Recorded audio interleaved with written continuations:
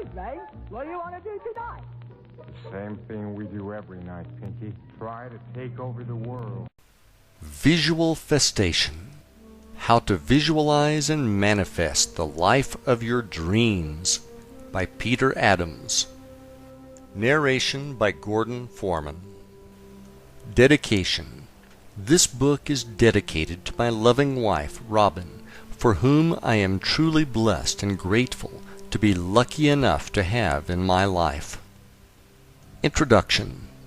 First off, I would like to say thank you for opening this book. I have read hundreds of great works from the ancient to the modern, and many are saying the same message, just in different ways. Everyone has their own style of expressing things, and I will be doing that in my own way through this book. What I have tried to accomplish in this book is to give you a simple overview of how I believe the universe works. From there, my goal is to help you define the life of your dreams. Lastly, I will give you the exact techniques which I have used and from which I have gotten amazing results in my life. I have used these techniques to work with the universe, and I feel as though my life is magical and truly blessed.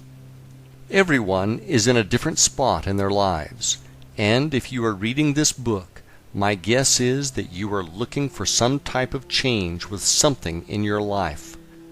After reading this book, doing the exercises, and using the techniques, you will have what you need to be, do, or have anything you want in this life.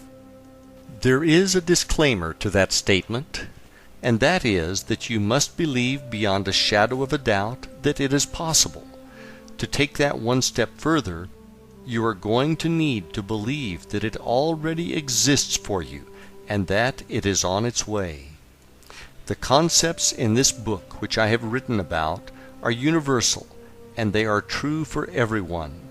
I am not here to challenge anyone's belief system, challenge anyone's religion, or get into a debate about how the universe was created.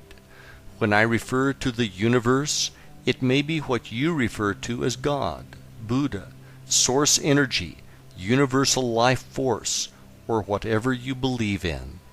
The important thing you need to remember is that whatever you choose to call it, it is still true. If you are ready to start creating the life of your dreams, let us begin.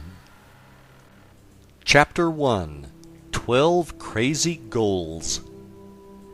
Time for a change.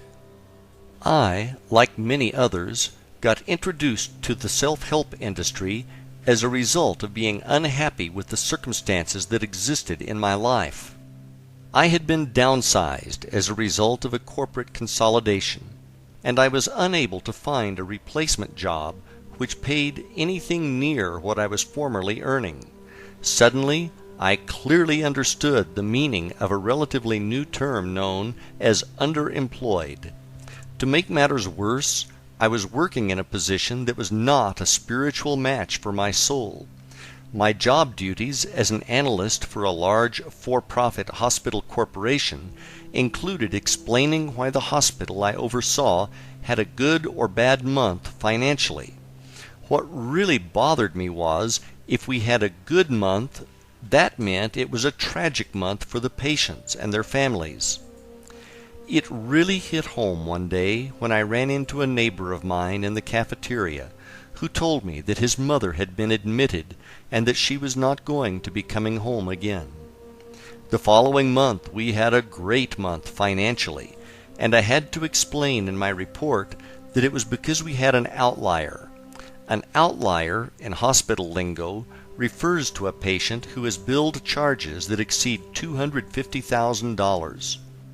Seeing my neighbor at the hospital and knowing that his mother's prolonged death was boosting our bottom line, I knew I had to get out of this business. When it was bad, it was good, was not the kind of business I wanted to be in. Being unhappy with my professional life and simultaneously having financial challenges as a result of being downsized, I knew that I needed a major change. I don't remember how many times I could not sleep at night, and I would turn on the television to see Anthony Robbins' infomercial for his personal power system. I felt like he was really talking to me when he asked, "Are you ready to change your life?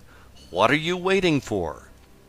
The only problem I had was that I didn't have enough money or room on my credit card to buy his system. Well, the universe was not going to let money get in the way of getting personal power. The following morning I ran into my friend Ron on the beach, and he told me that he had just bought it, and that he would let me borrow it as soon as he got through with it.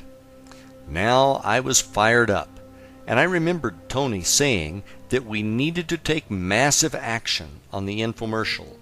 So, rather than sit patiently and wait for Ron to finish the course, I got started immediately and went down to the local library and checked out a couple of self-help classics. One was The Power of Your Subconscious Mind by Dr. Joseph Murphy, and the other was The Magic of Believing by Claude Bristol. After reading these, it was clear that we could make massive changes in our lives for the better through the effective use of our subconscious mind. Early one morning, while sitting down on the beach, I meditated on the question, what should I be doing with my life? After a few minutes of meditating on that question, a movie started playing in my head. It was crystal clear, and it showed me being a real estate broker who was very active in charities, and there were pictures and thank you letters on the walls of my office. I don't know how long the vision lasted, but when I came out of meditation, I had tears of joy in my eyes, and my body felt like it was buzzing from head to toe. Whatever this was, it was powerful, to say the least. Over the next few days, I pondered over the idea that the universe was telling me I should be a broker. Was that right? At the time, I saw myself as a real estate investor, and realtors were just people who got in the way of making good deals. I also had committed to opening a real estate investment company with a friend of mine who was moving to Florida, so I was going to make that my main priority. In the meantime, the movie got tucked away in storage, only to be recalled at a later date. Ron finally finished going through Personal Power, and as promised, he let me borrow it. I thought it was amazing, and I started incorporating a lot of what I heard on the audio CDs into my daily routine. One of the things I really liked was what Tony called an hour of power. In his hour of power, he talked about getting up in the morning and spending an hour alone and following a routine which consisted of exercise, meditation, and reading motivational material. I made some tweaks to his program, and each morning after working out at the gym, I would drive down to the beach and spend 60 to 90 minutes on the beach doing my hour of power each morning before going to what I started to call my temp job. In my hour of power, I would get a cup of coffee at the local 7-Eleven and drive on to Siesta Key and down to Turtle Beach, which was at the southern end of the island. I would then grab my folding beach chair and a bag containing the books I was reading, a small copy of the New Testament, a notebook for brainstorming and scripting, my vision book, and my small notebook that contained my written goals. One of the things I started to notice was the fact that if it rained out and I could not sit on the beach for my hour of power, I could feel the difference in my energy level and mood. I would actually feel like I was mildly depressed, which was not how I wanted to start my day.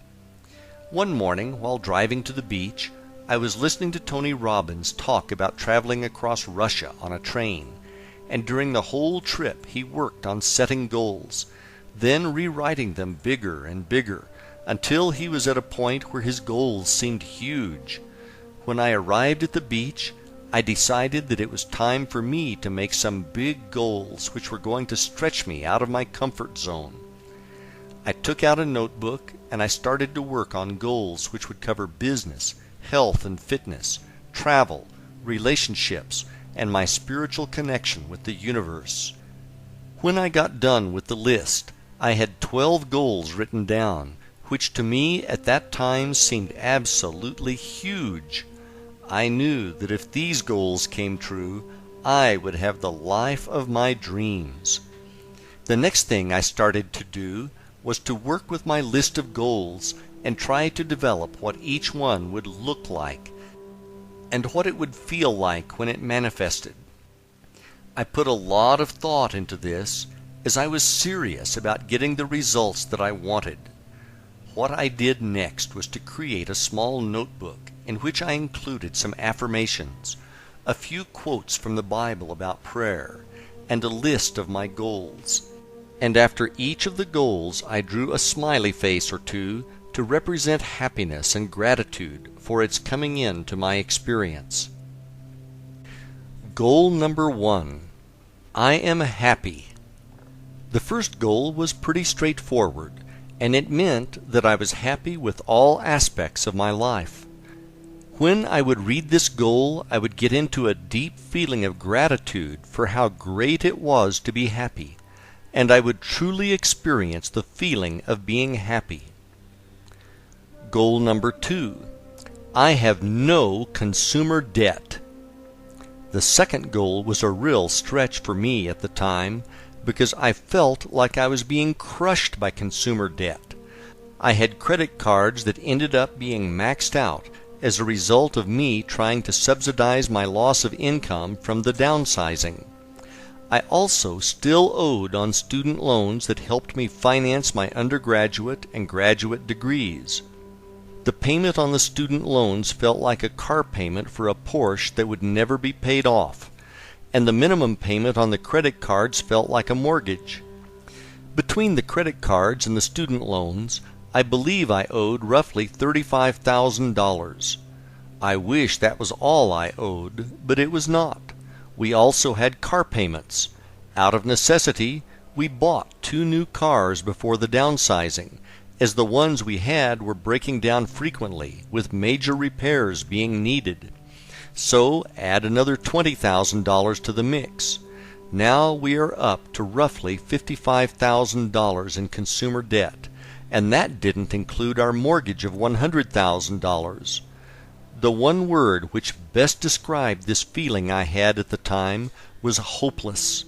Well, Tony said think big, so I was taking his advice on this one. To create the visualization for this goal, I would see myself going to the mailbox at the end of the driveway.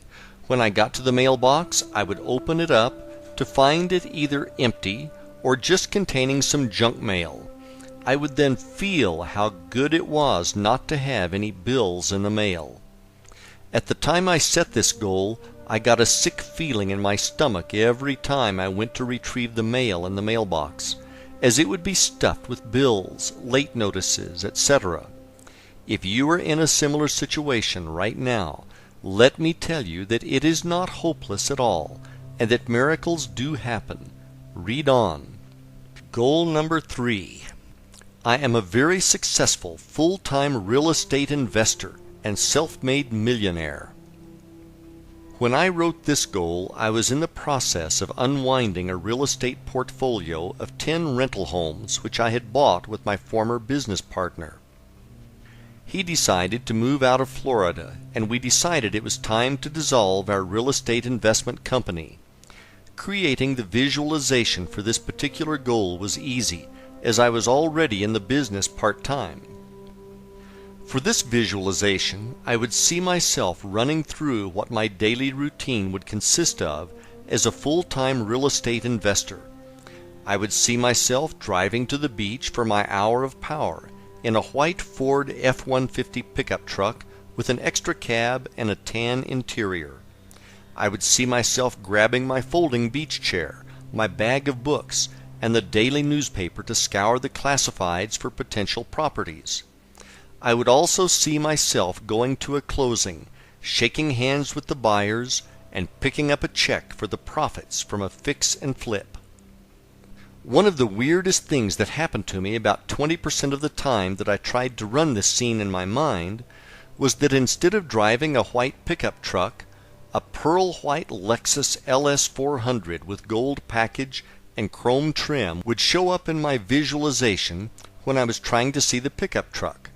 When this happened, I would come out of my visualization and wonder why the heck a luxury car was coming into my visualization. You can't haul sheetrock in a Lexus, so how was I going to be a real estate investor? It didn't make any sense. The next day I would do the visualization again, and I would be happy to see my pickup truck back in my mind. Goal number 4. I am fit and active. I would say I am fit and active more as an affirmation than something that I would visualize. At the time, I had already completed 3 Ironman triathlons. An iron distance triathlon consists of a 2.4-mile swim, a 112-mile bike ride, and a 26.2-mile full marathon run. The training it takes to compete and successfully finish one of these is almost like having a second full-time job. So my goal was to maintain my fitness in the future. Goal number 5. We have newer vehicles owned outright.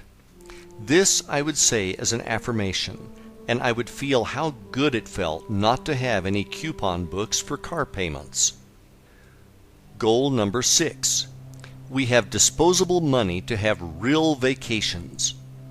At the time I wrote this affirmation, we were broke, and the only vacations we could afford were to take time off from work and have a staycation at home in Florida. For this visualization, I would see us going on a ski trip to Colorado, and I would see my wife saying how much fun she was having, and I would have a feeling of gratitude that she was happy. Goal number 7. I am able to give a lot of money to help others in need, and I do.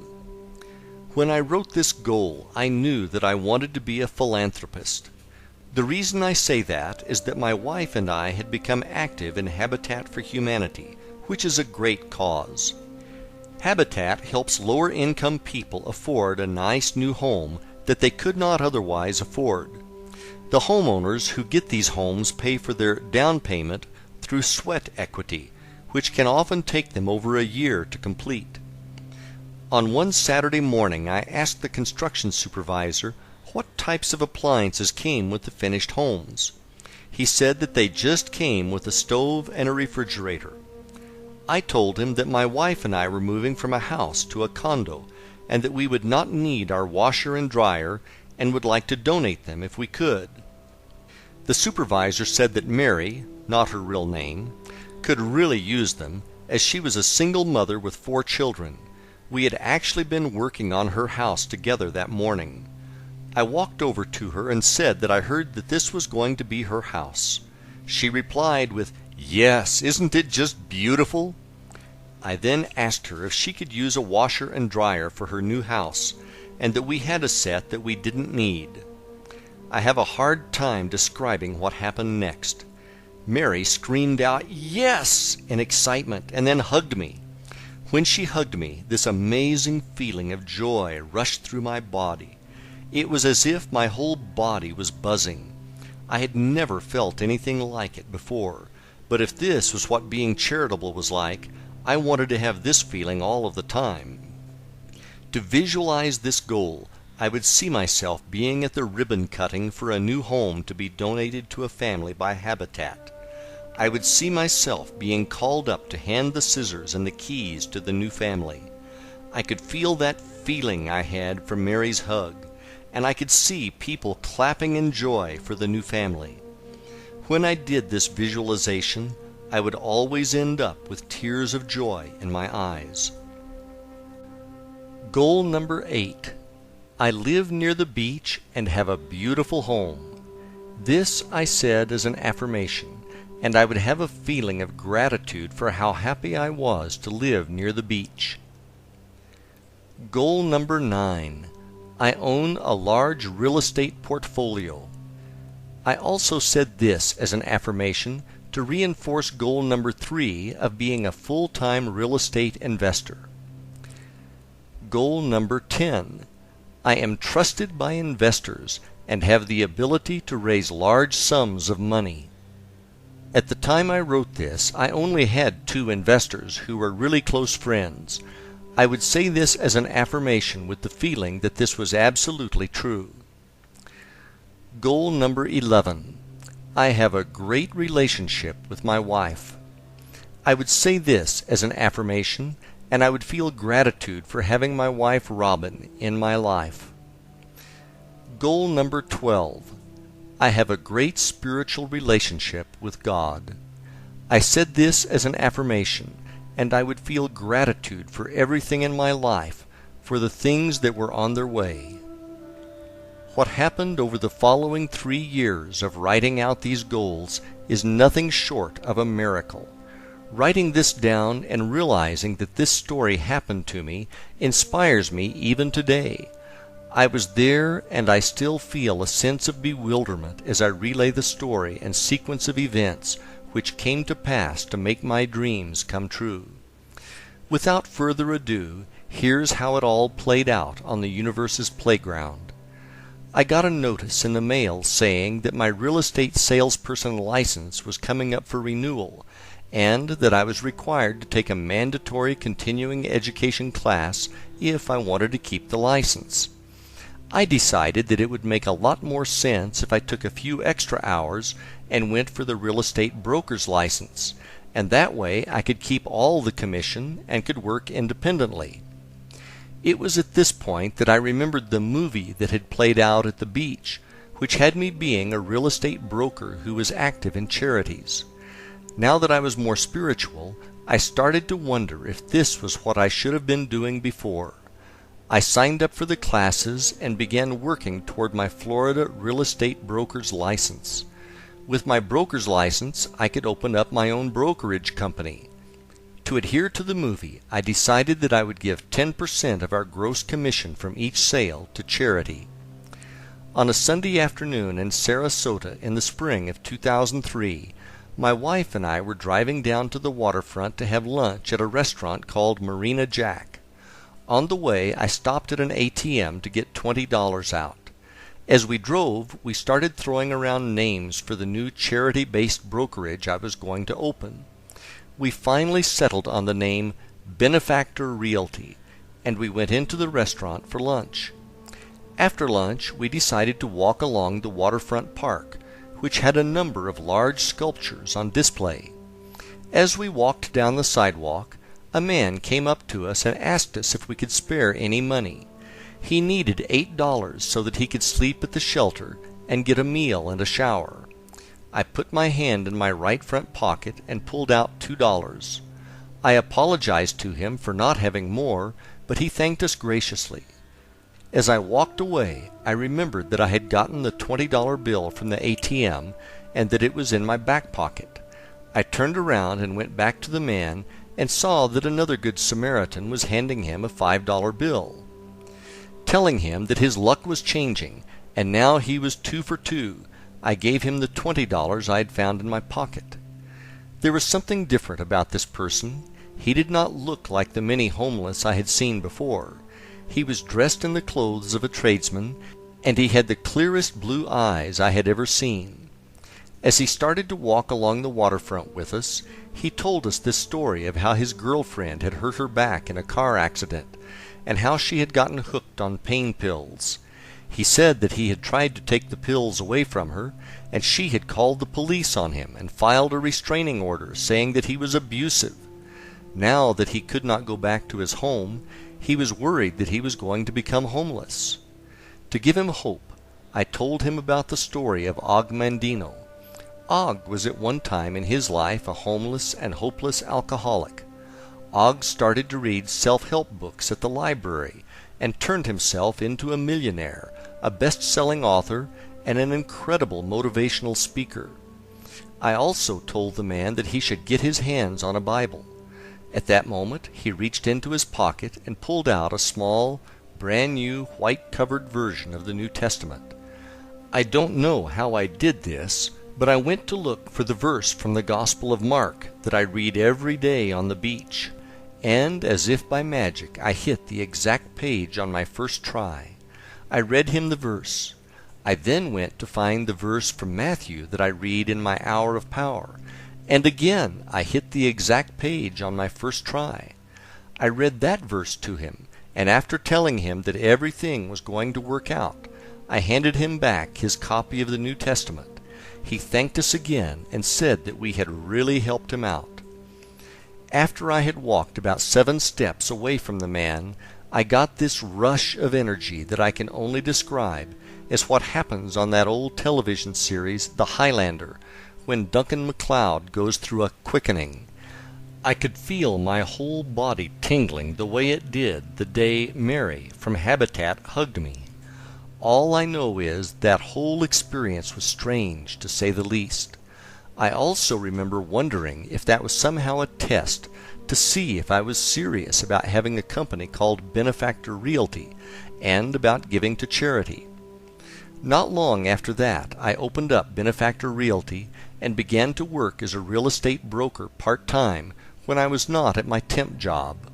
Fortunately, most people who have jobs do most of their looking at properties on the weekend.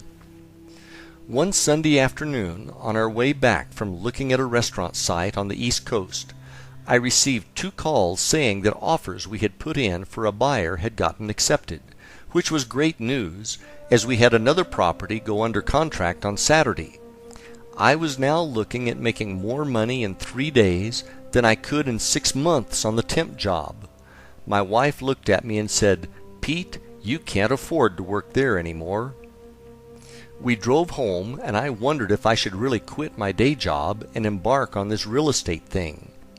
About 10 years earlier, I had tried leaving corporate to open a small business, which didn't make it because it was undercapitalized, and I was worried about it happening again.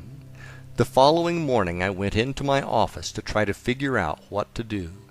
I will never forget the call that changed my life. It was around 10 a.m. on Monday morning when my office phone rang. It was my good friend Bill. I had worked with him, and we had been downsized together by our former, now bankrupt, employer. When I answered, Bill asked me, "What are you doing?" I thought this was weird, so I said, "Bill, you called me at work. What do you think I'm doing?" Bill then said, "That's not what I meant. What I meant was, what are you thinking? Are you thinking about doing something?" I told him that I was thinking about leaving the hospital and selling real estate. He said, "The money is there. The money is there." Bill then told me that he had been meditating at the lake by his house when a message came beaming in from the universe which said that he needed to call me and give me the message that the money is there. You can't make this kind of stuff up. As if getting 3 deals under contract was not enough, now I had the universe calling me on the telephone. Not being one to question the universe, I immediately sent an email to my director to tell him I was going to be resigning. A few minutes later he called me to tell me that he was happy for me, and that he knew it was only a matter of time before I left to do something with real estate. I then went to meet with my original investors and asked them if they would be interested in investing with me again. This time it was going to be as a private line of credit for my new company. They were excited about the new opportunity and wrote me a check on the spot. Bill's words were now echoing again, and the money really was there. Driving back home on my normal route that week, I looked off to the side and saw a pearl white Lexus LS400 with chrome trim and the gold package with the for sale sign on it. I pulled into the parking lot and walked over to the car. It was the car that had kept popping up in my visualizations. It was not a car that looked like the car. It was the exact car. Without hesitation, I called the number on the sign and bought the car. I then got a call from a wonderful tenant we had in a rental property. She called to ask me if I would help her find a house to purchase, as she did not want to get priced out of the market. I said sure, and then I asked her if she wanted to buy the one she was in. She wasn't sure if she could afford it, but I told her I would help her with closing costs, etc. What I hadn't realized was that this property had appreciated by almost $35,000 over a 2-year period since we bought it. In less than a 60-day period, I had opened a new company and left my job, sold 3 properties as a broker, sold the rental house for a windfall profit, and paid off all my consumer debt, including the 2 cars, all the credit cards, and my student loans. This was totally out of the blue, and totally blew me away. My life had completely changed for the better. When I wrote those dozen goals, I never saw any of this coming. I had no idea how it was going to happen. All I knew was that it was my job to keep believing it was going to happen and let the universe handle the details. That same year, my wife and I went on our ski vacation to Breckenridge, Colorado, and 12 months later, we bought a waterfront home close to the beach. With help from the universe, we blew the crazy goals out of the water. There was more to come the following year, and this is going to blow you away. Chapter 2: Winning the Lottery. After an unbelievable year during which all of my goals and dreams came true, I started to think about what else there was that I truly wanted to experience in my life. My life had become almost magical. It was clear that there was nothing that I could not be, do, or have if I practiced faith and used my visualization techniques. Being a triathlete and having successfully completed 5 iron distance races, I started to contemplate the idea of racing in the Ironman World Championship in Kailua Kona, Hawaii, which is often referred to as Ironman Hawaii, or, as it is known in the triathlon world, Kona. Anyone who has ever competed in an iron distance triathlon will tell you that being fortunate enough to compete in the Hawaii Ironman is like winning Wimbledon, the Masters, and the Super Bowl all in one day. Before I get into my next Ironman experience, let me give you some background behind the event. The history behind the Ironman Triathlon. The Ironman in Hawaii is a legendary race. It came into being after a group of athletes were drinking beer at the Oahu Perimeter Relay post-race party in 1977. They were debating which type of athlete was the fittest. There was disagreement over who were the most fit athletes. Some said that cyclists were the most fit, others said runners were the most fit, and still others said that swimmers were the most fit. To settle the score, they decided to put it to the test. So they formed a new race that combined the 3 major endurance events they had on Oahu.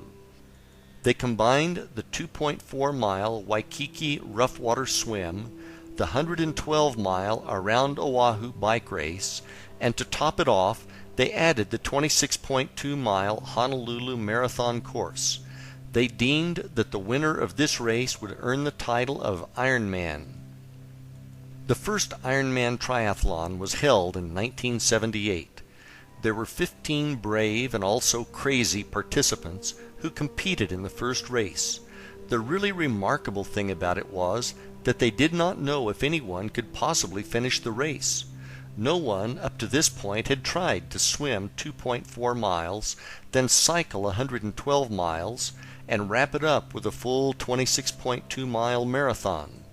There was no cutoff time to any of the events, and the finishers would receive a handmade Ironman statue made out of metal with a cast iron nut for a head. They felt that a nut was symbolic for the fact that they had to be nuts to try to do this. 13 of the original 15 which started the race received the statue, which is absolutely amazing to say the least. In 1982, the race was moved from Oahu to the more rural Big Island of Hawaii. Today, there are a number of Ironman races around the world, and it is a global brand and business. Every athlete who has ever competed in an iron distance triathlon owes a great deal of thanks to these pioneers of the sport. Back to my story. In the early Ironman Hawaii races, you could simply pay a fee and get into the race. Now there are a number of Ironman triathlon races around the world, and the Hawaii race is the world championship for the series. Essentially, every triathlete in the world dreams of competing in this race. Unfortunately, Now you need to be one of the fastest triathletes in the world, or you need to be one of the luckiest to win a spot at the starting line. Not being one of the fastest in the world meant that if I was going to get into Kona, I was going to have to be one of the lottery winners. Each year, the WTC, World Triathlon Corporation, who owns the rights to the race, holds a lottery whereby 200 people out of over 10,000 entries are allowed into the race, and they post the results on April 15th. After thinking about the race for about a month, and with the deadline rapidly approaching to enter, I decided to really put my beliefs to the test. I got out my credit card and put my name into the hat for the 2005 Ironman World Championship Lottery. As a member of the St. Pete Mad Dogs Triathlon Club, I knew a ton of people who entered their names in the lottery for Kona multiple times who have never gotten in. I knew that if I wanted different results, I was going to need to do something that they were not doing. The difference was visualization.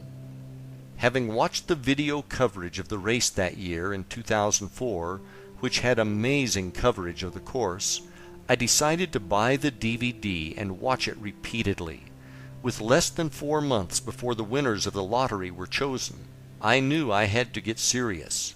I started watching the DVD a few times a week, and I would mentally race the Hawaiian Ironman in my mind for around 20 minutes each morning.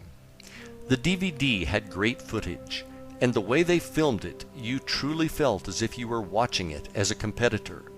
Some of the most memorable shots were of the swim start, where you saw the competitor's feet kicking underwater directly in front of you, and you heard the narrator say, "You are in Hawaii, and you are in the Ironman." Another one I really liked showed the race leader biking in the lava fields on the Queen K, with the shadow of the helicopter which is filming him caught on tape as they passed over him. This was very helpful for creating extremely lucid visualizations. I also found a picture in the back of an issue of Triathlete magazine, which was entitled Night Moves. The picture showed some taller triathletes walking in the dark on the Queen K, and a shorter, stocky triathlete running up behind them. The caption says, "As night slips over the last remnants of a very long day, triathletes continue toward the finish line at the Ironman Triathlon World Championship in Hawaii." I cut the picture out and put it in my vision book. I am stocky and typically pass a lot of people in the dark when I race. That man in the picture now was me, and I visualized the scene more times than I can count. Before I knew it, it was time for the lottery results to be announced. I went over to my friend Brian's office to meet him for lunch. His secretary said that he stepped out to get a haircut and that he would be back shortly. I looked down at my watch, and suddenly I realized that it was just about noon, and it was April 15th. Lottery time! Oh my gosh, I was nervous. I sat down behind Brian's desk and hopped on his computer to look up the results on the internet. I could not believe my eyes. The very first name on the list was Pete Adams, Florida. Was that me? Was there another Pete Adams? The hairs all over my body stood up, and I couldn't believe it had happened. Brian walked in the door about 10 seconds after I saw my name on the list. I said, "Check this out," and pointed to the web page. He thought I was playing a practical joke on him, and that I made up a fake list. Suddenly, my cell phone started ringing off the hook with numerous triathlete friends calling to ask me if I knew that I got into Hawaii. He then said, "Holy shit, dude, that's awesome." Brian was my training partner for a number of Ironmans that we raced together, and he knew what a once-in-a-lifetime thing this was. We were both stunned with amazement, and we kept repeating how we couldn't believe it had actually happened. I called my wife to tell her the news, and she could not believe it either. I remember her saying, "No way! Are you serious? Oh my God, Pete, that's awesome!" And then her cell phone started to ring, with friends calling to tell her the news. I cannot tell you the amount of gratitude I felt when I heard the news. The universe had done it again. Wow! You are in Hawaii and you are in the Ironman. 6 months later, and just like in the video, there I was standing in the body marking line carrying my transition bags and getting the number 813 stamped on my body. If you have ever done a triathlon, right before the start of the race, your nerves and emotions are in overdrive. Kick that up about 1,000%, and that is what this race feels like. After body marking, we headed over to drop off my bags, and I did a final check on my bike to make sure the tires weren't flat. Now it felt like a mini eternity as I treaded water and waited for the start of the race. The cannon went off, and the swim portion of the race was on. As I swam, I could see the feet kicking in front of me, and I heard the narrator's voice in my head saying, "You are in Hawaii, and you are in the Ironman." It was just like I was in the 2004 DVD. I mean, really like I was in the DVD. I seriously started to wonder if I was really here, really in Hawaii, really in the Ironman, or if this was a dream I was having that just happened to be very real. The swim is my weakest event, so after emerging from the Pacific, I didn't have a hard time finding my bike, as there were very few left in transition. I hopped on my bike, and the adrenaline really kicked in, as there were people everywhere cheering us on. In town, there is a loop at the beginning of the bike course, and I passed my wife and friends who were cheering me on 2 times before leaving town. After passing them at Hot Corner for the final time, I rode up Palani Road and then out to the lava fields on the Queen K Highway. Out on the Queen K and heading out past the airport, I finally settled down and got into a good rhythm on the bike. It was very desolate in the lava fields, and again it looked just like the DVD. You have plenty of time to think on a 112-mile bike ride, and I again started to wonder if I was really here or not. I started to wonder if I might actually be dead, and God was letting me do the race as part of heaven. I'm not joking when I say this. I even started to wonder if I was in a cycling accident and maybe I was in a coma or something. In this race, drafting on the bike is not allowed. So when you pass someone, they are supposed to fall back and keep a 3 bike length gap between racers. About 35 miles into the bike course, I found myself in a section of the course that had a series of rolling hills. I was taking turns passing and being passed by a female racer on a green Griffin tri-bike. She was lighter than me, so she typically passed me on the climbs, and being heavier, I passed her on the descents. This went on for about 10 minutes, and then I rode up next to her and she looked over at me. I asked her point blank, "Are we really here?" Her response was, "Yeah, I know what you mean. It's surreal." At least I was not the only person having these thoughts. I felt better, but I still wondered if it was a dream.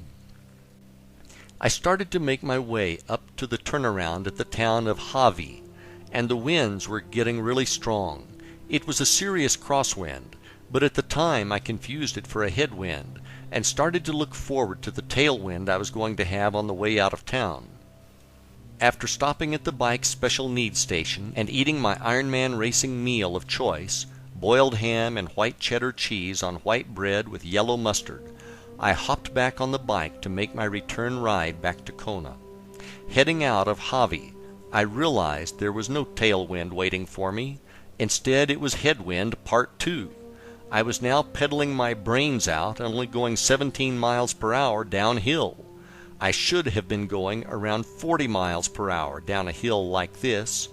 Now I was starting to worry about making the bike time cutoff. I finally made it back to Queen K and back to the lava fields. When I was making the turn, I saw a racer who had a different style bike hydration system. It looked more like a tank. He hadn't hit the winds on the climb to Hawi yet, and I felt sorry for him. All I could think was that I was glad I was not that poor bastard. I didn't know it at the time, but his name was John Blaze, and he was known as the Blaze Man. He was out here doing the Iron Man while suffering from an incredible pain from a deadly advanced stage of incurable ALS, more commonly known as Lou Gehrig's disease. He had a special hydration system because he could not catch bottles at the aid stations, as the disease had taken away his ability to grab and hold things. John was a spokesman for ALS and was an amazing human being. John made it to the finish line that day in Kona. Unfortunately, a few years later that horrible disease took his life. Heading back through the lava fields, all I could think about was how much easier it was on the way out. As I rode, I could hear a helicopter getting closer, and before I knew it, it was above me, and the shadow of it passed directly over me and my bike. It was exactly the way it happened in the 2004 DVD. The only difference was that I was not the race leader. The shadow thing freaked me out, and now I was almost convinced that I was not here. After more wind and many more miles of lava fields, I finally got back to town. The first person that I recognized in hours was my wife, who was cheering me on from the road below the Kona Brewing Company. It was so good to see her, and she was cheering me on and saying, "Looking good." For a moment, the pain in my back, neck, legs, and buttocks temporarily lessened, and I headed down to T2 to put on my running shoes and start running the marathon. I rolled out of transition and headed up to Hot Corner, where my wife and friends were cheering me on like I was going to win this thing. I actually felt pretty good, and I shook off my bike legs in just a few miles. I took a couple of turns and ran up Alihi Drive, going past Island Lava Java, which was absolutely packed with cheering fans. The view of the surf crashing across from Lava Java was absolutely awesome, and I felt much gratitude and gave thanks to God for letting me be in Hawaii and do the Ironman. After a few more miles, I saw Sarah Reinhardson running toward me. She was like a rock star out here, complete with her own van with a film crew. Everyone knew her name and went crazy. For those of you who don't know who Sarah is, she was a lead story in the 2004 Ironman DVD. Sarah is a challenged athlete who as a child had a tissue disease and had to have her leg amputated above the knee when she was very young. In 2004, she attempted to be the first above-the-knee amputee finisher of the Hawaii Ironman. If you watch her story on the 2004 DVD, you'd better have some Kleenex handy, because it is a real tearjerker. In the 2004 race, Sarah didn't make the bike time cutoff and was not allowed to continue on. In 2005, she was back in the race with a fitted bike from Trek with the words "Unfinished Business" painted on the frame. When Sarah and I passed for the first time, I knew that she was going to make it this time.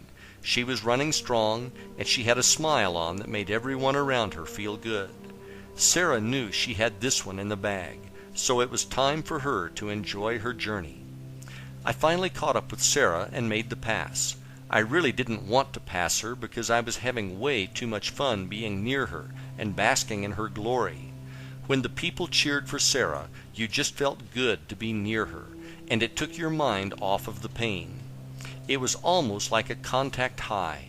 If she could be out there doing this grueling event on one good leg, you'd better not start feeling sorry for yourself. After heading out of town and watching a beautiful sunset over the Pacific, I started out toward the airport and the infamous Energy Lab. At this time of day, the Energy Lab was not viciously hot, which it is famous for when the pros come through. On the way out, I got to see Sarah again. She was pretty hard to miss with the film crew chasing her with mics and spotlights in hand. Now it was really dark out, and I remembered the photo from Triathlete magazine that I cut out and put in my vision book. I was really the guy in the picture now, as I was running up on the other racers who were walking. Now all I wanted to do was get back to town before I got in a wreck with some overzealous fan on a mountain bike. The course now was pitch black, with the exception of the aid stations, which had lights powered by gas generators. all I had to do was keep running to the next set of lights, where I would be greeted by the nicest volunteers in the world, and I would make it home. The mantra now was just keep moving, just keep moving. I finally made it out of the darkness and reached the outskirts of town and back to civilization. With every step I could hear the announcer and the cheering crowd get louder and louder. I ran down Palani and through Hot Corner and took a left. Now I was running parallel to where the finish line was, and I was close, but not there yet. My everything ached with every step of that run on the final few miles back to Ali'i Drive. As I got closer, I remembered the advice that a friend of mine gave me when he heard that I got into Kona. He had done the race a few years before, and he said, "Whatever you do, don't race hard down the finishing chute. Take your time and enjoy it. You will never forget it as long as you live. Trust me." The last 2 miles felt as long as the previous 24. Where was the turn? I kept thinking. Finally I saw a police officer blocking traffic, and I knew that was where it was. It is about time, I thought, and I turned right and ran downhill onto Ali'i Drive. What was to happen next was one of the most memorable things that has ever happened to me. I was running down Ali'i Drive, and there were children and adults from the crowd running up to me and high-fiving me. They wanted to share in this incredible moment, and it felt absolutely amazing to have them there. I finally arrived at the entrance to the finishing chute, and I could see the finishing line in sight. I have been to a lot of races, but I have never seen anything like this. People were jammed in the bleachers, screaming and cheering. The finishing chute had people lined up shoulder to shoulder on both sides, screaming and banging noisemakers. There was so much energy here that you probably could have lit up a city with it. It is something you have to experience in person to appreciate. I took my time and ran down the final steps of the chute and crossed over the finish line. I don't have words to describe what that was like. It was almost like you never wanted that moment to be over, even though you spent the entire day wishing it would be. After crossing the finish line, I was given a fresh lei of flowers which smelled amazing, a towel, and my official finisher's medal. A moment later, I was greeted by Robin and friends at the finish line who wanted to help me out in any manner possible. I told them I was all set, and that all I wanted was to head up to the hotel room so that I could drink a cold beer and take a hot shower. As I made my way through the crowd of spectators, everyone I passed said "Great job" or "Congratulations," and all I could do was say thank you. Thank you to all the fans. Thank you to all the volunteers. Thank you to the original 15 racers from 1978. Thank you to my wife and friends for their great love and support. Thank you to the race gods of the Big Island for watching over me. Thank you, Lord, for this amazing experience, which I will always remember with great joy and gratitude. As they say in the Ironman world, anything is possible. I hope this story has made you a believer of the same. Chapter 3: The Vision House. In the spring of 2004, my wife Robin and I watched a story on the Travel Channel on Breckenridge, Colorado.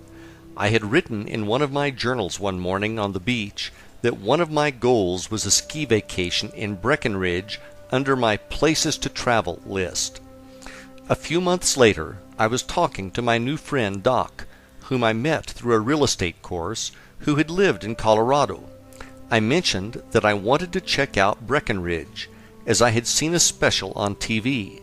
Doc said that he had a timeshare in Breck and that we could use it, as they didn't think they would get out there that year. I went home that evening and told Robin about it. Suddenly, I ran out to the trunk of my car and found the notebook from the beach and showed it to Robin. "We are enjoying our ski trip to Breckenridge." The hairs were standing up on my arms. It was working again. We ended up not taking the timeshare, but instead booked the week we wanted before Christmas. We are now having real vacations. We went back out to Breckenridge for vacation again in December of 2006. One morning, on our way out to go snowmobiling, we drove past a subdivision that had beautiful log mansions overlooking the 10-mile range. After snowmobiling, we decided to drive through the subdivision to take a look at the homes. By now, we understood the power of visualization, and I knew I wanted some new material for my vision board and vision book. We drove around the subdivision until we found the house we thought had the best view. We took a picture of the house along with a picture of the view it had. After arriving home, I had a friend of mine print them off in color, and I put the two pictures in my vision book. These pictures to me represented my ideal scene, because if we lived in a house like this as our second home, we obviously were very successful. What I would visualize was that I would be having conference calls with our asset managers, and after these meetings I took the afternoon off to either go skiing or play golf, depending on the season. Many times, if I found myself unable to sleep, this was the visualization I would use to burn into my subconscious mind before falling back to sleep. I probably did this visualization over 500 times.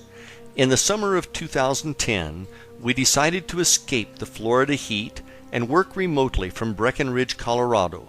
We found a very small furnished cabin to rent off of Craigslist that was only about a mile from the subdivision where we took the pictures in 2006. That summer, we rode our mountain bikes through the subdivision and took more pictures. We really loved that summer out in Colorado, so we decided to look for an annual rental. After going to a yoga class on one Friday afternoon in July, Robin returned home to search the internet for an annual rental. After an hour or so of searching various websites and not finding what she was looking for, I suggested that she check out Craigslist. On the second page of ads, she found a home that sounded very interesting.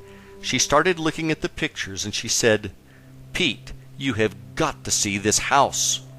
I walked over to where she was working on her computer, and when I looked at the pictures, I realized it was the house in my vision book. The hairs on my arms stood up when I saw the pictures. I was in complete amazement. I asked Robin who the contact person was for the ad. She told me the name, and for some reason I knew I had heard the name before. I did a search on the name in my email, and I found the name connected to an ad off Craigslist for a garage apartment I had inquired about back in March of 2009. I asked the owner if she could send me some pictures of the apartment. She did, and once again the hairs went up on my arms when I looked at a picture taken out of a window, and the view was almost identical to the one I had in my vision book. Now I realized that my vision house had come in not once, but twice.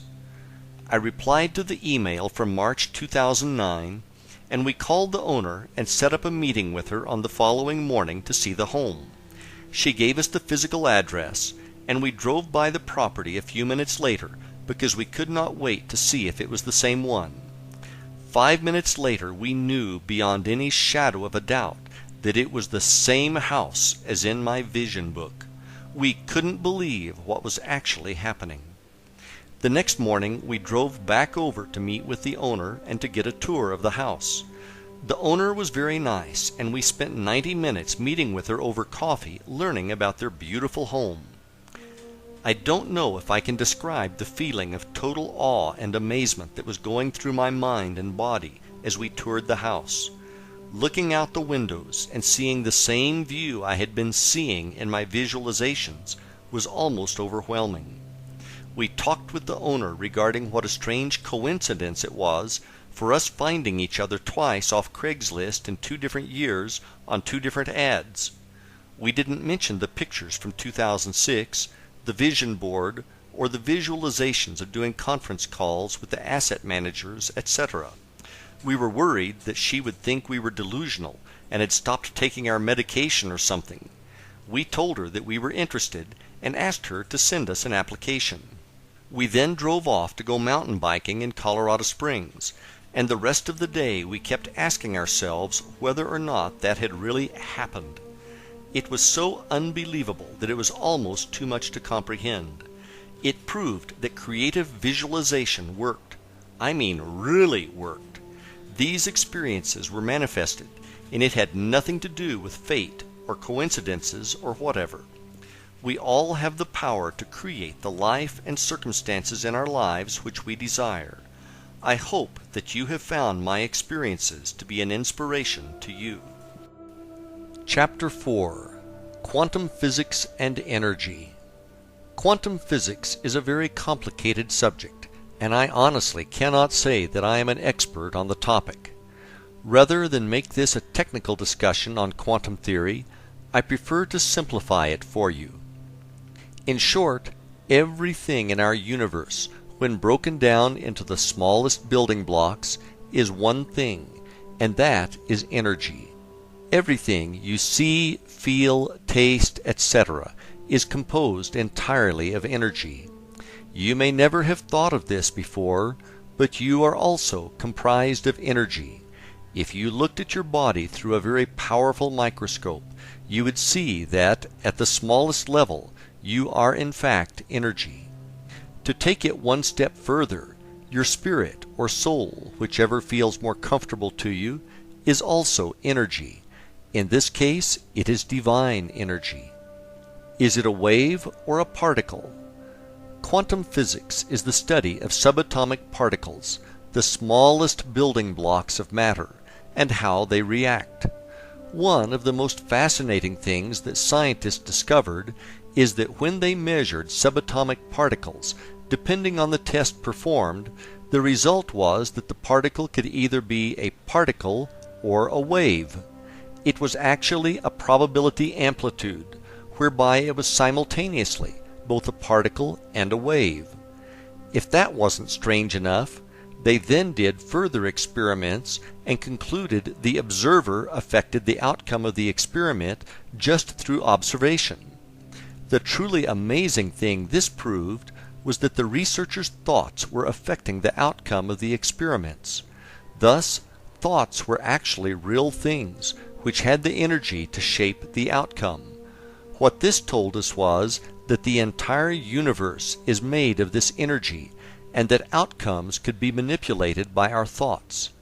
At this energy level, we are connected to source energy, which is also the level of creation in the universe. Chapter 5: It is all in your mind. Your thoughts are things, and they are creative in nature. Unfortunately, almost everyone in the world does not realize that they share in the creation of their own life through the thoughts that they think.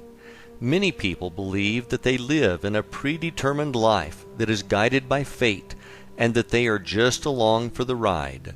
Nothing could be further from the truth. To make it a little clearer, imagine that you are both the leading character as well as the screenwriter in the movie called Your Life. The script is written by the thoughts you think, which then attract the scenes in your personal movie called Your Life. If you don't presently like the way the scene Your Life is playing, rewrite the script to change the scene. Most screenwriters unfortunately suffer from writer's block when it comes to writing the next scene.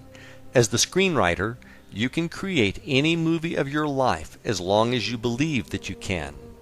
GIGO, or G-I-G-O, is an acronym that stands for Garbage In, Garbage Out. Let's bring this into the realm of thought. If you think negative thoughts on an ongoing basis, you are going to see negative outcomes happening in your life. It is not by chance, but instead by natural law. One of the most damaging things that our minds can do if we are not vigilant in watching over our thoughts is to create what I call the downward spiral. In the downward spiral, thoughts of fear generate more and more thoughts of fear, and in your mind things are getting worse and worse. It is almost a total fear fest that is being choreographed completely in your mind as a result of wrong thoughts. Downward spiral example. An example of this could be a salesperson who is worried about making his or her quota. The salesperson starts to think ideas like this: if I don't make my quota, they are going to fire me, and I won't have a job. If I lose my job, then I won't be able to find another one. When I can't find another job, I'm going to lose the house. When I lose the house, I will lose my family, and no one will love me anymore. I will then be homeless and die from fill in the blank, all alone.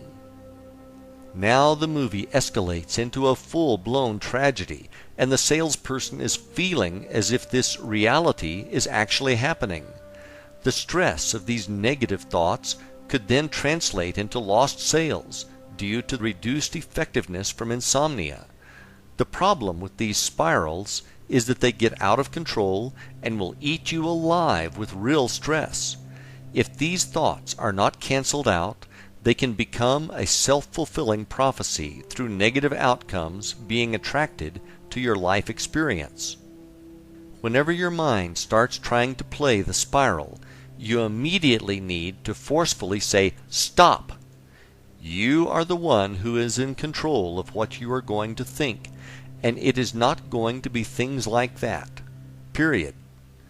Remember that nothing good can ever come from thinking negative thoughts, so decide now to purge them from your being. Thought barriers and misguided beliefs. It is not my intent to give everyone a prepackaged excuse as to why they are not living the life of their dreams through what I am going to say next. The truth is, from the time you were born to where you are right now, you have been subjected to brainwashing. This brainwashing took place when you did not even realize it was happening. It could have been positive, but more than likely you received negative reinforcement. Most likely, the greatest amount of brainwashing you received came from your parents, and the brainwashing continued to be administered by relatives, friends, community, religion, formal education, etc. You were bombarded with negative misinformation, which you became convinced was the truth, as it was being told to you by your parents who knew everything, right? Unfortunately, young minds are easily poisoned from the misguided beliefs of a person they love. The greatest tragedy is that these false beliefs continue to exist at some level in your mind. The most common example I hear on a regular basis is, "I can't be, have, or do what I truly want because of blank." Question: how do you know that if you have never tried? Answer: I just know I can't because of blank. Now that you are older, it is time for you to drop the limiting beliefs that are in your head as a result of your life up until now. If your parents or whoever instilled in you the belief that you cannot do, be, or have something, drop those beliefs now. Another common flawed belief many people have is that somehow they are not worthy of having the life of their dreams. Where did that idea come from? It is not serving you, so drop the idea that you are not immediately. You are worthy. You were sent into this experience to live the life of your dreams and were given free will to attain it. Limiting beliefs oftentimes are so strong that they keep people from even trying. What have you told yourself in the past that you could not do? Be honest. We have all done this many times in the past. The past is the past, so let's drop this mental baggage that has been weighing you down for so many years and move on.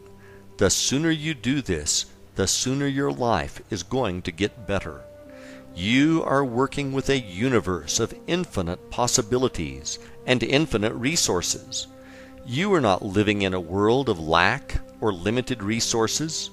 That may be how it appears to you on the physical plane, but that is not the truth. The truth is The more you have, the more there is. The universe is constantly expanding, and everyone can have everything they want, if they believe they can, and if they are willing to do their part. What should I be thinking? That is a good question, and the answer is straightforward. You should be thinking about what you want in your life, and not worrying about what you don't want in your life. I am sure you have heard the common phrase, "When it rains, it pours." What you may not have realized is that it is a time-tested example of the law of attraction in action. As an example, let's say your automobile breaks down, resulting in an expensive repair at the garage. After you pay the mechanic, you hop back in your car, and all you can think about is how broke you now are. 10 minutes later your cell phone rings, and it is your spouse calling to tell you that the air conditioning stopped working. With dread, you start to worry about how you're going to afford to pay for it. Then you realize the traffic ahead of you is stopped, and you notice too late and plow into the back of the car in front of you, badly damaging both of your vehicles. The next day, your boss asks you why you need an advance on your paycheck, and you respond with, "You know what they say, when it rains, it pours." What you think about and focus on is going to show up, so you need to be sure that what you are thinking about is a match to what you want to manifest in your life. If it is more money that you want, you need to get into the feeling that you already have plenty and are blessed with abundance. If this is the first time you've heard this, it might sound delusional, but it is not. The feeling in this case is a vibration that is being sent through your thoughts out to the universe. A mismatch in vibration will be corrected over time by the universe. In this case, it may be the temporary appearance of a money shortage. If you refuse to buy into the appearance and hold steadfast to your belief by feeling that you have plenty, the universe will bring the circumstances needed to match your vibration. The universe can do this in an infinite number of ways, one of which might be you suddenly land a huge client for your business, or, out of the blue, you receive a check from Uncle Bob, who just sold his company for $10 million and is feeling generous, or a $1 million idea comes to you about an invention you are working on. To people on the outside, this will just look like luck. There is no such thing as good luck or bad luck. There is such a thing as positive or negative expectations. These expectations that you have, whether positive or negative, will attract either good circumstances or bad circumstances, which will show up in your life. We are going to go through some exercises in Chapter 8 that will help you define what it is that you say you really want. Once we have defined it, we can then build upon that to create the techniques we will use later in the book. Chapter 6. Feelings and Gratitude. Simply put, like attracts like. So, you need to do a really good job of monitoring the thoughts you are currently thinking, as they will lead you to a state of feeling either good or bad. Think of your feelings as an early warning system to what you are thinking. If you feel bad about something and continue focusing on it, you are going to amplify that bad feeling. Through amplifying that bad feeling, you are going to attract into your life more of what will make you feel bad. That is absolutely not going to be a favorable thing for you when you get more and more things to feel lousy about. One of the best examples I have heard about the law of attraction is this. Imagine that the universe is a giant mail-order company, and the way that you place your orders is through the thoughts you are thinking. On the other side, imagine that there is a shipping clerk filling your order. The shipping clerk does not know if size 8 will fit you. All the clerk knows is that is what you ordered. Therefore, it must be the size you wanted. Sometimes these orders get shipped to us with bonus extras, which could be really good or really bad for that matter, based on what we are thinking. The good thing about all of the orders we place is that they can be canceled before they are shipped through a change in our thinking. The best thoughts by far that we should be thinking are thoughts that give us a feeling of gratitude. Through feeling gratitude, we are telling the universe thank you. When we feel gratitude, we are connecting directly to source energy through love, which is the most powerful force in our universe. When you express a true feeling of gratitude to the universe, you are doing a lot more than giving thanks for your current blessings. You are also setting the stage for more good things to be brought into your time-space experience, so that you have more and more to be grateful for. When you express gratitude for the things that have not yet shown up in your experience, that is even more powerful, as you have now taken a goal or an intention and converted it into a form of prayer. One of my favorite passages from the Bible that addresses this is from the book of Mark, chapter 12, verses 23 and 24, when Jesus says, "For verily I say unto you, that whosoever shall say unto this mountain, Be thou removed, and be thou cast into the sea, and shall not doubt in his heart, but shall believe that those things which he saith shall come to pass, he shall have whatsoever he saith. Therefore I say unto you, what things soever ye desire when ye pray, believe that ye receive them, and ye shall receive them." That is one of the most powerful statements ever told about how to create whatever it is that you wish to experience. Jesus is telling us point blank how to create miracles in our lives. Many people equate the word miracle to something that is incredibly large, such as taking a few fish and a couple of loaves of bread and feeding thousands of people. That is not what I am saying at all. A miracle could be that you are in a terrible car accident and walk away from it without a scratch. Another could be that a medical lab test comes back negative, or that money from an unexpected source shows up precisely when you need it. These are all miracles, just on a smaller scale than, say, parting the Red Sea. The process I described above as giving thanks and having gratitude for the miracles that have yet to appear in your life puts these miracles in motion. One of the biggest things we need to address here is that you don't get caught up in the hows. You don't need to know how the miracle will manifest. All you need to do is believe that it will, and be grateful for it now. If you start thinking or worrying about how it is going to happen, or what if it doesn't happen, you are watering down your faith that it will, and you are providing resistance to the event manifesting in your experience. The hows are to be left to the universe to solve, not you. The universe connects all the circumstances that lead to the fulfillment of your miracle. So stay out of the way and let the universe do its job. By the way, you are going to love the results. Chapter 7. Ask and it is given, and your role as a co-creator. There have been numerous books, this one included, and recently a movie, all about the law of attraction and the process of creation. Ask, believe, and receive was told to us over 2,000 years ago by Jesus, and was recorded in the Bible in the book of Matthew, chapter 7, verses 7 and 8. Ask, and it shall be given you. Seek, and ye shall find. Knock, and it shall be opened up unto you. For every one that asketh receiveth, and he that seeketh findeth, and to him that knocketh it shall be opened. A question that you may want to ask yourself is why, after all this time, do we still not get it? My personal belief is that a lot of people have been told by various religions that somehow God is separate from them, and they are not worthy, and if you don't follow our dogma, you are going to spend the rest of your days in a hot place, and they don't call it Florida. In fact, nothing could be further from the truth.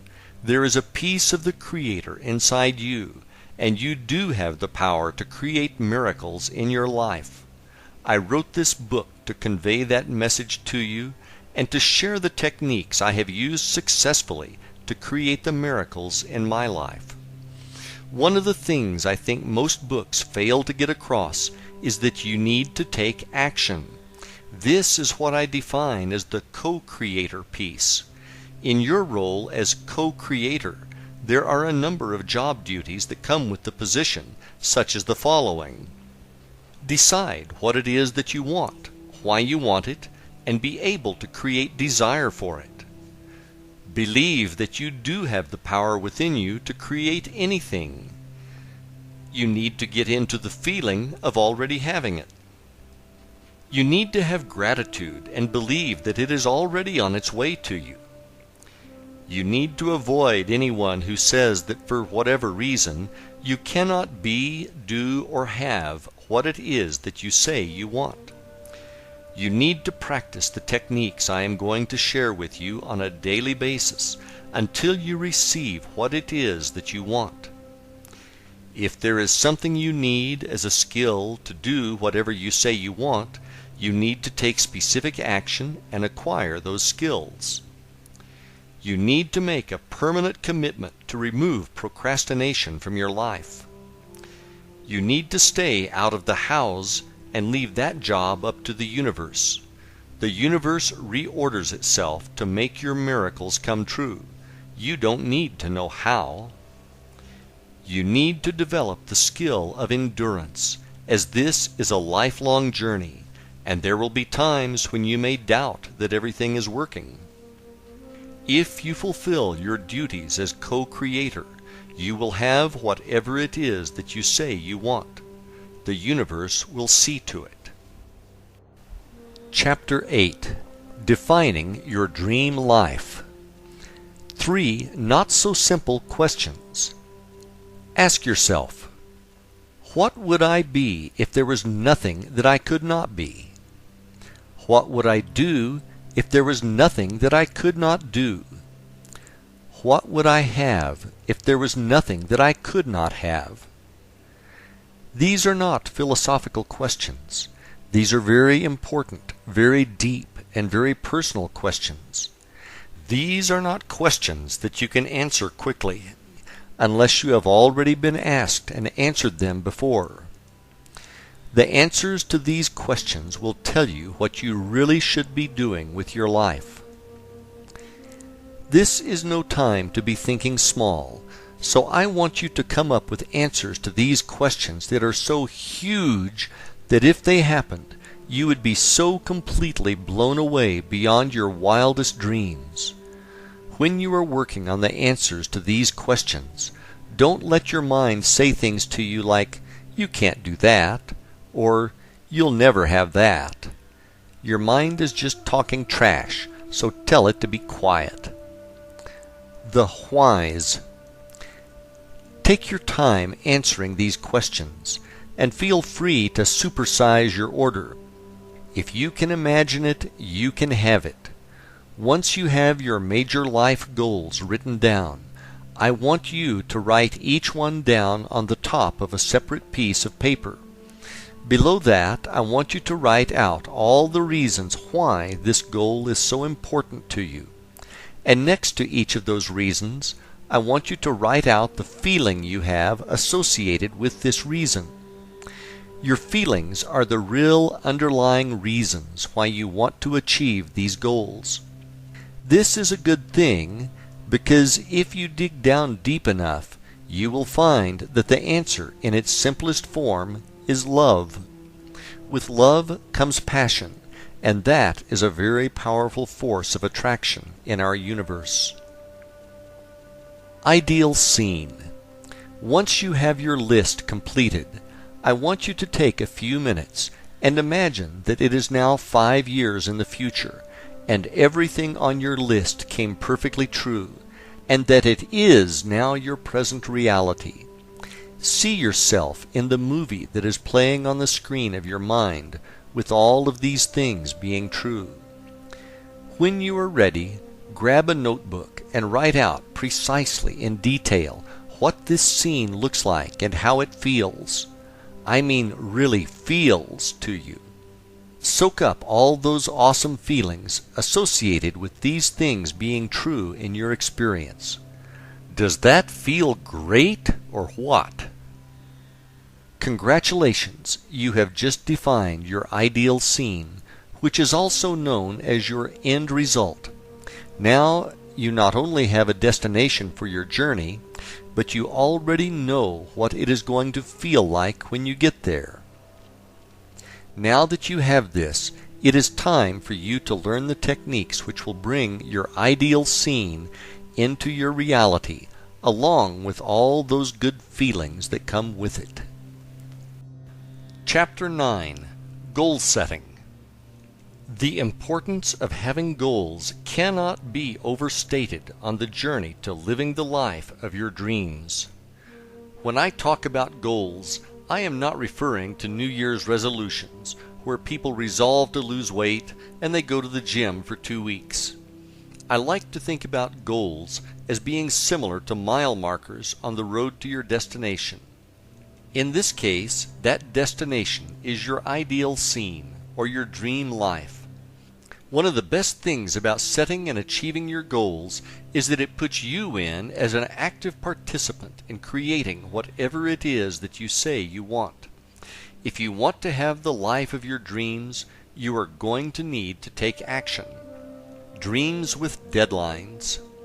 Another way to think about goals is to think about them as being dreams with deadlines. Many people are actually afraid of setting goals, as they immediately start to have thoughts such as, what if it doesn't happen? How bad will I feel then? If this sounds familiar to you, you're going to need to make those feelings about goals to be something that is now in your past. Another error many people make is that they will set a goal, but they fail to set a date for its achievement. When I am ready is not a deadline. It is a delay tactic for avoiding taking the actions required. Let's say your goal is to one day complete that college degree that you started but never finished for whatever reason. The first thing you need to do is drop that one day nonsense and set a deadline for achieving that degree. You also will need to take immediate action, such as ordering your transcripts, filling out the application, and registering for classes. As soon as you do this, you are moving in the direction of your dreams and achieving your goals along the way. Deeds, not words. I have an excellent example of this from my personal experience, which I would like to share with you. In December of 1988, I was a construction worker in the Laborers Union working in Boston on an excavation site. The weather this particular day was lousy, half raining and half snowing at the same time. I was in my 20s, and I was working with another laborer who was in his 50s. The two of us were shoveling gravel with yellow rain gear on, and it was pure misery. The gravel was wet and heavy, and by the morning coffee break my lower back was already hurting. After the short break, it was back to the rock pile to try to survive until lunch. I will never forget this day as long as I live. We were taking turns shoveling the gravel when suddenly I looked up in horror and realized that I was looking at myself in 30 years. It hit me like a sledgehammer. What the hell am I doing? I've got to do something about this, and I've got to do it now. The rest of the day I worked on my action plan while I shoveled away. It was time to go back to school. I had attended a community college briefly 4 years earlier and left before the end of the semester to go make big bucks in construction. I decided to take the next day off from work so that I could visit the college and see if they would let me back in. They said no problem and gave me an application and the spring course catalog. I then called one of my friends to get the number of one of his friends who was a shift manager at a hazardous waste plant to see if there were any night openings. My timing could not have been better. He said he was looking for a couple of people and hired me on the spot. That spring I started taking classes part-time as a freshman at the community college. At the same time, one of my friends was a first-semester junior doing a cooperative learning assignment at a stock brokerage firm. 5 years later, I earned my bachelor's degree, and 2 years after that, I had my Master of Science degree. After those same 7 years, my friend was still only a junior and talking about taking classes to complete his degree, and I had graduated twice. The major difference was that I took immediate action instead of just sitting around talking about it. When you make the commitment and take action, the universe will bend over backwards to help you achieve your goals. Words, not thoughts. Your goals need to be written, and you need to review them on a daily basis. Simply put, if they aren't written, you don't have them. Writing them down forces you to define clearly what it is you are going for. For your subconscious mind to assist you with achieving these goals, they need to be clear. Through writing them down, you are able to give your subconscious mind clear instructions. I personally suggest having a laminated card which you can carry in your pocket at all times, so that your goals are with you at all times. What I found helpful, and which added power to my goals, is that I added some short prayers to the opposite side. Another technique that I have used in the past is to rewrite my goals every morning. When you do this, it feels as if you are reinforcing your commitment to their achievement. Can you believe them? Your goals also need to be believable to you. Don't confuse this with the idea of knowing how they are going to come to fruition. That is not what I am saying. What I am saying, though, is if you create a really big goal, one which is beyond what you can get your mind to believe can happen, it is too big for you at this time. What will happen is that you won't be able to achieve the feeling that it has come true. As you set goals and achieve them, you are going to gain momentum and set bigger and bigger goals. One of the ways you can work on ramping up the size of your goals is to work on your faith. If you can truly believe with utmost certainty that your goals are already accomplished, you can pretty much ask for anything because you will be unstoppable. The why is as important as the what. When you create your goals, make sure you know why you want to achieve them. The reasons why you want to achieve these goals need to be powerful. If they are not powerful, you will not be able to generate a burning desire to have them fulfilled, which is necessary. This burning desire is also known as passion. If you don't have passion for what it is that you say you want, simply put, it won't happen because the energy is not there. With passion for their fulfillment, you will be able to generate very strong feelings of gratitude for their coming into your experience ahead of time. This is a crucial step in the process of manifestation. In the present. Lastly, when you write out your goals, you must write them in the present tense. What I mean by that is, when you write them down, write them as if they have already manifested. Let's say one of your goals is to finish college. You would write that goal down as, I am a college graduate, rather than, I am going to finish my degree. The difference between the two statements may seem subtle, but it is huge. The first one puts it in the present as already being done, while the latter places it as a possibility in the future. All of your goals need to be written in the now, and as already being a reality. Doing it this way, you will be able to generate the belief and the feeling of gratitude for it already being done. Chapter 10. Vision Books and Boards.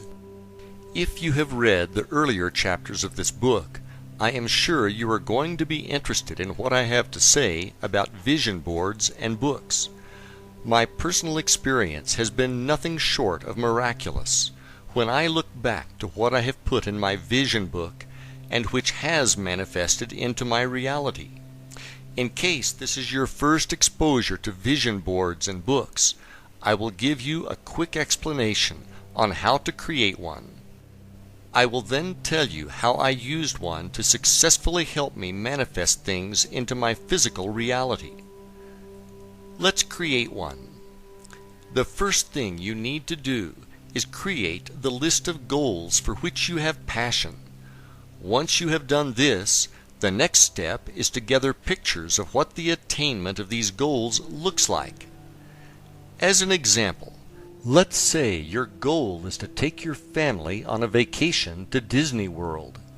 What you could do then is to get some marketing brochures from Disney which are filled with photos of families having a great time at the park, and cut out the pictures of the families having fun. More than one picture is preferable, as it will give you more material to work with. Once you have these photos, you can fasten them to either a book or a board or both. Take your time doing this and make sure you find the best pictures you can. Remember, this is your life we are talking about, and okay is not going to cut it. So make sure you find pictures that you can look at and generate the feeling of truly having what the picture represents to you. Where faith and belief is such a crucial part of the manifestation process, I highly recommend finding some spiritual verses that resonate with you and adding them in as well. In my vision book, I have some powerful verses from the Bible which I typed on my computer and printed out. I then inserted them into transparent sleeves and then placed them in a 3-ring binder. What I found to work best with me was to alternate the pages of verses with the pages of the pictures. Feel free to customize your book to what works for you. Inside your book, you will also have your written goals, which must be written in the present tense. One really good way to do this is to write them as affirmations or as I am statements. Let's assume that you are single and your goal is to be in a loving relationship. You could write your goal out as I am so happy to be in a loving relationship. The important thing to stress again is that the statement must give you the ability to have the feeling that it is true. Below that statement, you could have a picture of a smiling couple who look to be having a wonderful time together. When you are done, your vision book should look like a representation of the life of your dreams. As the pictures in your book become your actual reality, and I promise you they will, move those pages to the back of your book. That way, when you see them in the future, it will thoroughly reinforce the fact that you are a co-creator and that you have the power to manifest things into your reality. Now that you have created your vision book, it is time to use it. The vision book is really a tool for you to use to create the feeling of already having the life of your dreams. At this stage, you have already defined what it is that you want to have in your life. You know why you want it, and you have true passion for it showing up in your life. Having pictures of what it looks like now is very powerful. I cannot explain to you exactly how it works. All I can tell you is that when you combine this with visualization, you are going to be blown away by the results. Chapter 11. Creative Visualization and Manifestation. Before I get into how massively powerful I believe the process of visualization is for manifestation, let me first explain to you what I am talking about. The process of visualization is to actively use your imagination to create the movie in your mind of what your dream life looks and truly feels like. When done effectively, you will be able to create a visualization which will seem as real to you as the dreams you experience when you sleep. I am going to go through the techniques I practice, and if you want to learn more, I suggest reading an excellent book entitled Creative Visualization by Shakti Gawain. That's Gawain. I learned the pink bubble technique, which I will discuss later, straight from Shakti's book. The visualization process, step by step. One of the things you must be able to master to have really good visualizations is the ability to quiet your mind through meditation. If you are new to meditation, don't worry. You are not going to have to get on a plane to Tibet to learn. It is a lot simpler than you might think, but I would suggest reading more on the subject. To begin, you need to be able to relax. Turn off your outside thoughts and bring your brainwaves down to a state known as alpha. At alpha, you are completely relaxed, but you are still awake. Alpha can best be described as the state which you are in just before you fall asleep. At that level, you are very relaxed, but you can still control your thoughts. One of the techniques I use to get into alpha is to sit in a comfortable chair, close my eyes, and relax, and then count backwards from 15 to 1. I actually see the numbers, and I relax more and more as I count down. Finally, at 1, I arrive at alpha, and I am completely relaxed. Once you are at alpha, you can begin your visualization process. When I first started to practice visualization, I would get into alpha and imagine a beam of white light passing through my body from the heavens to the center of the earth, and it would flow in and out with each breath, and after a handful of breaths, I would feel a sense of connection with the universe. Once I was at this level, I would begin my visualization process, which would last between 5 and 10 minutes, and I would step into my dream life, or ideal scene, where all of my goals had manifested. An important note I would like to add here is that when you are in your ideal scene, you are not visualizing about how it is to come about. Instead, you are enjoying being in the end result. One of the most important things you must have when visualizing is the ability to generate the feeling of joy and love that it has come true, and to bask in that good feeling. We live in a feeling universe, and these good feelings you experience are going to attract more experiences for you to have good feelings about. Eventually, these good feelings will be accompanied by the actual manifestation of the end result into your reality that you are now visualizing.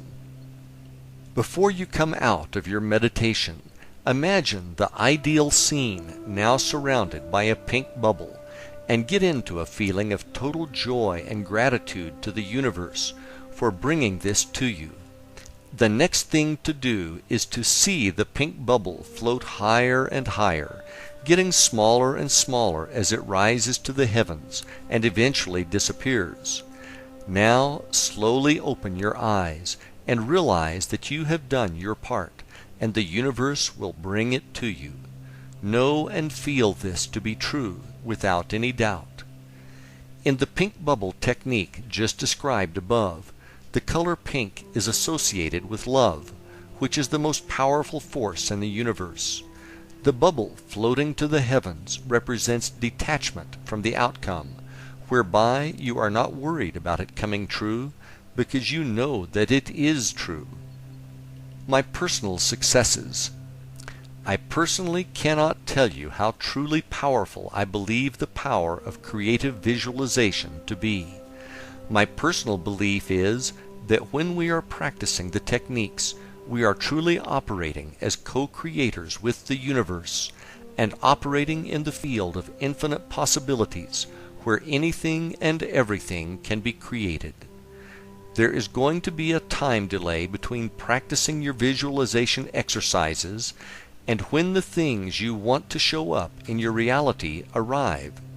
If you were someone who could operate at the vibration level of a Christ or Buddha, the time delay would be much shorter. The most important thing you need to do is believe with faith that it is done and on its way to you, and that it is only a matter of time before it shows up. The coolest thing is when it does show up, you will never see it coming ahead of time. When you look back, though, sometimes you will be able to connect the dots. A great example of this is when what appear to be challenges in our lives show up. Sometimes the challenges are precisely part of the universe's plan, and they are actually events needed to create the circumstances for our dreams to manifest. We don't realize this because we are not able to peek behind the curtain to see how it is all actually happening. Don't become disappointed by mistaking challenges as anything other than everything working out perfectly. When your dreams manifest, and they will, you will see that it was all part of a master plan to get you where you say you wanted to be, do, or have. Acting as a co-creator and through using creative visualization, I have and continue to manifest miracles in my life. If you regularly practice visualization, the miracles that show up will be yours. And is that going to feel good or what? I do need to make you aware of something before we close this chapter. Sometimes, for whatever reason, you are going to have days where you seem unable to get into the zone and will have difficulty visualizing. On an occasional basis, this happens to me as well. Don't worry about it.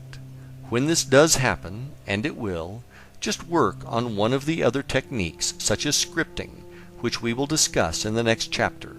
This will keep you on track and focused on your path to the life of your dreams. Chapter 12. Scripting. Scripting, which is sometimes referred to as journaling, is a great technique I use regularly to get into the feeling that my dreams have manifested. It is a really easy exercise to do, and it is great when you are pressed for time. There is something very powerful about writing words down on paper. It is especially powerful when you are writing them down while simultaneously having a feeling of gratitude. It only takes a few minutes, and you can generate some amazing feelings of truly having it now. It is important that you find a quiet place to write without distractions.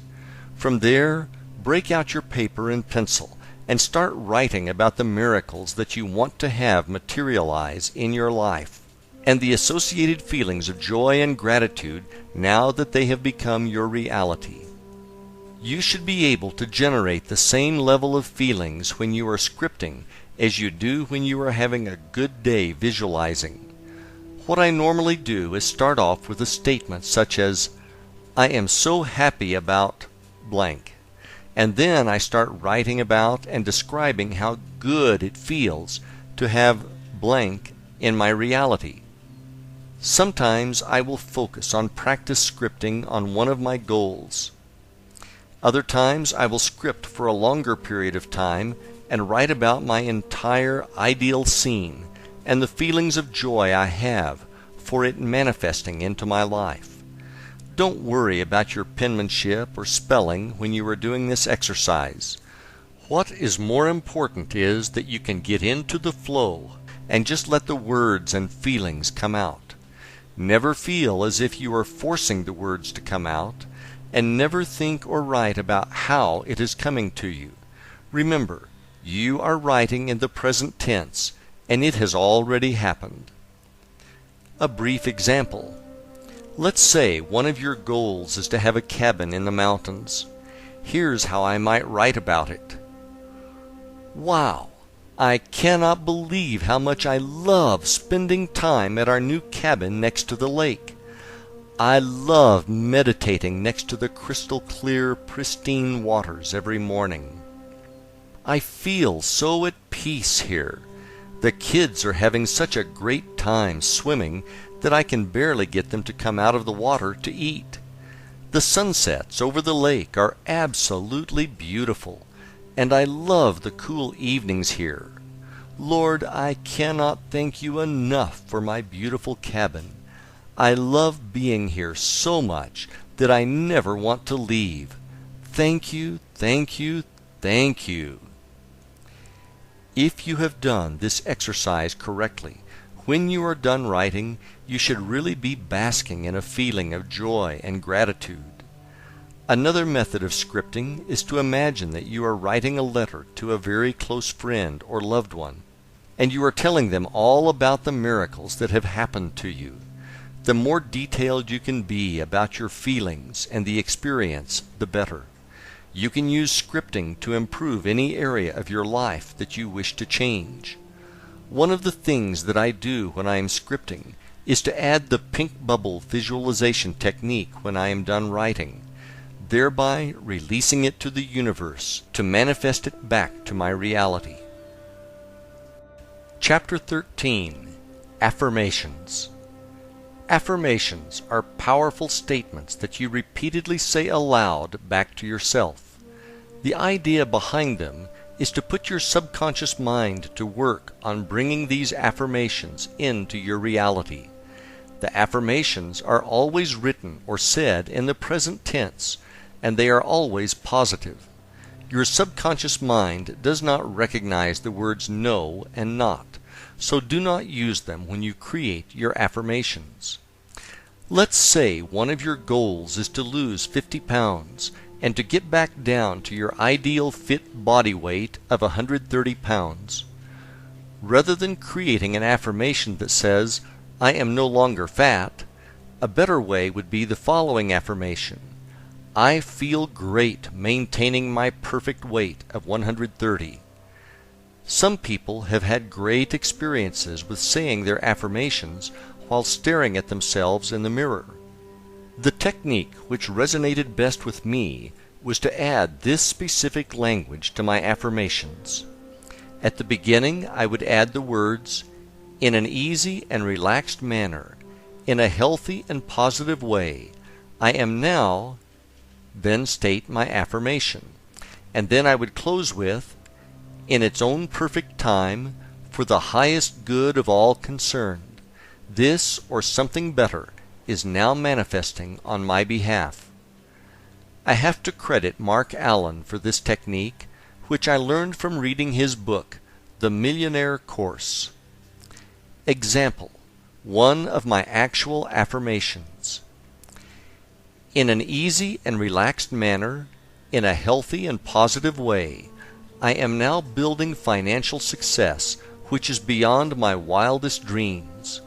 In its own perfect time, for the highest good of all concerned, this or something better is now manifesting on my behalf. This was one of the affirmations I created back during the time I was working on my 12 crazy goals.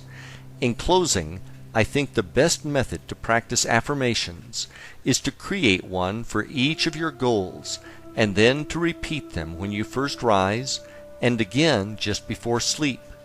Then visualize and see them as all being true in your mind before drifting off to sleep. Chapter 14. As If. Think, speak, and act as if is a technique whereby you get into the mindset and feeling of being, having, and doing. What you are doing is creating a state of mind in which you feel as if you have already achieved your goals, and you create these feelings ahead of the actual event. You also combine this with action and do the things you will do when your dream life manifests, as well as acquiring the knowledge that you will need to be ready when your goals show up. One of the things you may need to get over is the concept of make-believe as something only children play. You live in a world that is make-believe, and never forget it. Wherever you are in life right now is a result of what you have believed and made. Now that you have been told this, it is time for you to use this knowledge to your advantage. Think of this as being similar to your visualizations, except that now you are doing them and you are fully conscious. To better get this concept across, let me give you an example from my life. The color of money. A few years after I bought that white Lexus LS 400, which I wrote about earlier in the book, I found myself wanting the newer model Lexus LS 430. I put a lot of miles on the LS 400, and I loved the car, but it was starting to wear out after I put about 180,000 miles on the odometer. One of the things I liked best about the newer LS 430 was that they added a wood insert into the steering wheel and dashboard, which really dressed up the interior. Knowing the power of being a co-creator, I drove down to the local Lexus dealer and picked up one of their sales brochures, which had a bunch of great pictures of both the exterior and interior of the car. I then cut out the best picture of the car and put it in my vision book, and I put the brochure in my Hour of Power bag, which I brought to the beach each day. After a while, I really knew what my new car looked like. When I would walk off the beach and get back to the LS 400, I would imagine that I was opening the trunk of my LS 430, and I would get into the feeling of how great it felt to have this beautiful car with a fantastic interior. Another thing I would do is to visualize and see in my mind's eye the wood accent interior of the LS 430 while driving the LS 400. This technique worked best when I would drive in the early morning before sunrise. Another thing I would do to get ready for the LS 430 was research on various internet sites to figure out what the true market value was for each year. I would then shop for LS 430s on eBay Motors, and I would look at all the pictures that the sellers posted on their ads.